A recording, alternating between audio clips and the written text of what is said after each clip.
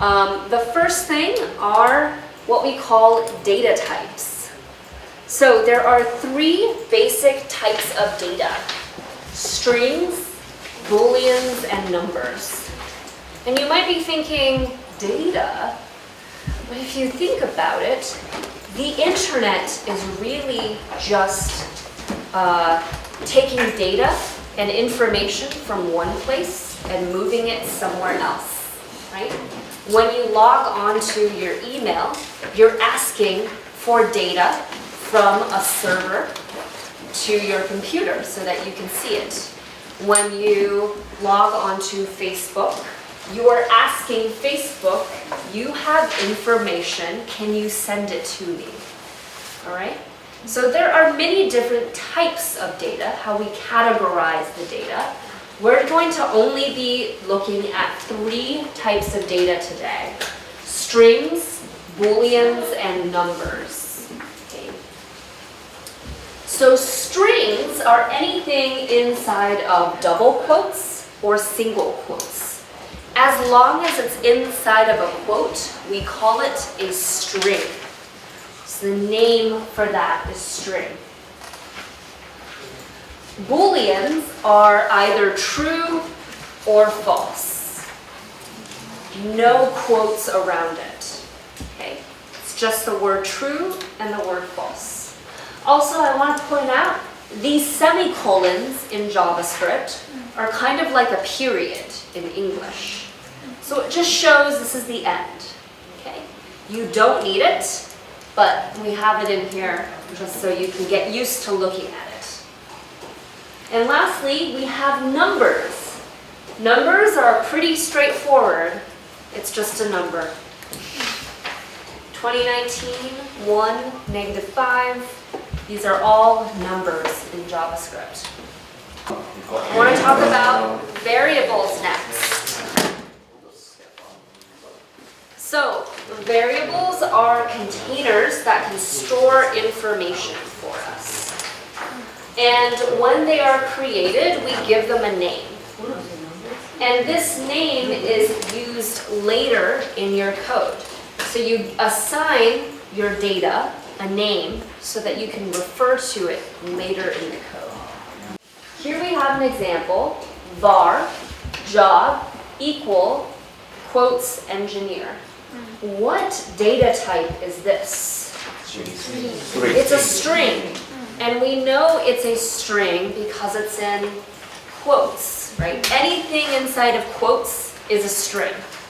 Var is a keyword. This tells the computer, it's an instruction to the computer, that you want to create a variable. So just like in our maze program, we have T's and F's, var is another keyword. It tells the computer that you want to create a variable. The word job is the name of the variable. So it's like you're creating a box, and on the box is the label name. And what do we put inside of this variable? We put in it a string. So we have also this assignment operator, which says, put this inside of here. So my variable job is equal to this string engineer. So now, anytime I see the word job, I know that it means engineer.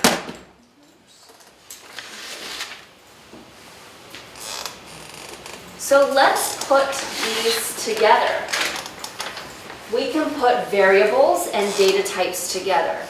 Variables are used to store data. So here we have a variable job, and it stores engineer. Variable coding, true. Variable year, 2019. So in your code, circle the names of all the variables in this code. Total Yeah. and count. Yeah, perfect. So the names of the variables in the code right now, you'll see the two vars, and Jaho did it beautifully. you see var and total, right? Var tells the computer you want to create a variable, and total is going to be the name. There are two variables here though. And we know this because there are two vars. Var total and var count. Afterwards, you can see down here, we're still using total and count in our code. So we know what these refer to. So I want to talk about operators next. It's a very fancy word for something that you all know. So operators are symbols that do something to our values, to our data. So we all know plus and minus. I hope we can all add and subtract now. But we also have less than and greater than. 3 equals is equal to. And then if you start combining them, plus equals, this means plus equals, so add to it. And we'll have an example in a sec. Minus equal, less than or equal to, greater than or equal to. So these are all operators, and these are just special symbols that do something to values.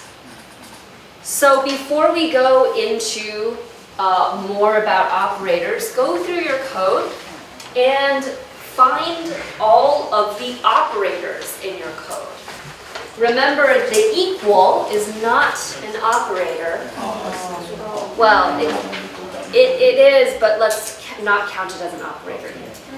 So you'll notice that we've got a few. We've got the less than equal to.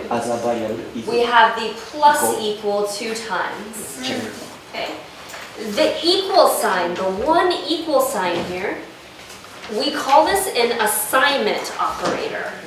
It is also an operator, but it's a little different. We're saying this variable, total, is equal to 0. So we're assigning the variable a value.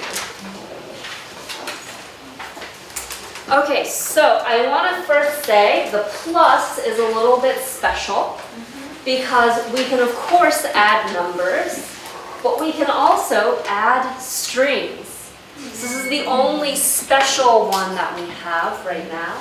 So if I do string hello and string world, it puts together hello world. Just a fun little thing that you can do.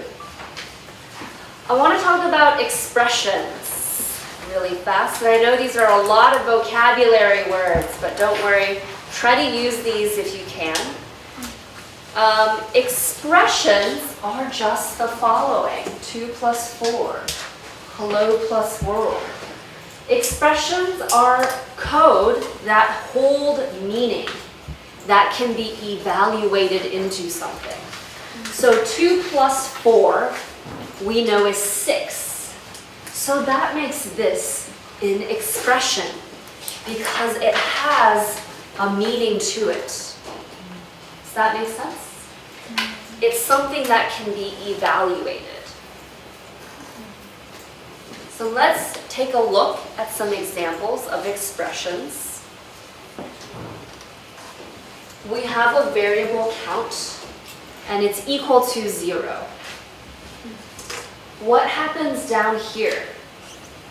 Talk with your partner about what happens when we do count plus equal 3. What happens there? Count plus equals 3. Talk with your pair. What happens there? So, we've got count plus equal 3. We already told the computer what count is. So what is count right now? 0. Next step. So now what we're saying is count. My count is equal to 0 plus 3. So count, count is now 3. So my variable count is not a 0 anymore because because I did plus 0, 3. So I'm saying update this count to a 3. Sorry, I don't get it. No problem. So maybe a better way to write it is count is equal to count plus 3. So my old count is 0. And I'm saying new count is now going to be 3. Does that make sense? Make more sense? Okay, how about count equal 4? Hint, this is where a Boolean comes in. So talk to your pair, what was a Boolean? And what do you think count equal 4 is? So right over here, what have we told the computer so far? We told the computer, make a variable, set it to equal to 0. So count 0 is what the computer knows. But the next line, the second instruction we give the computer, count plus equal 3. So we're telling the computer, update count to 3. So now count is 3. Okay? So we're asking the computer, is count equal to 4? True or false? False, yeah. So this is a Boolean. It turns into a Boolean for the computer. So this is an expression, which is a piece of code that means something. It's a piece of code, and the computer sees this and translates this to false. Okay. Now with your pair, what's this next one? Remember, we have not changed count. Count is still 3. Emmy, what is count greater than 2? It means true. Yeah, it's true. My count is 3. 3 greater than 2? True. So this is an expression that turns into true. Right? So these are all expressions. And that's still very difficult of a word, but it really means some code that means something. Okay? And usually this code is in the form of variables, data types, and operators. Variable plus data type plus operator usually gives you an expression.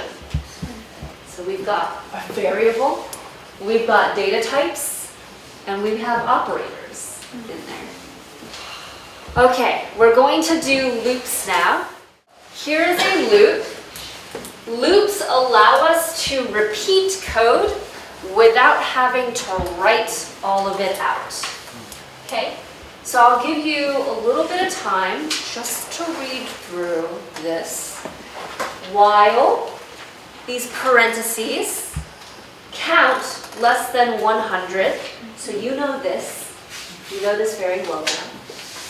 And then these little squiggly brackets.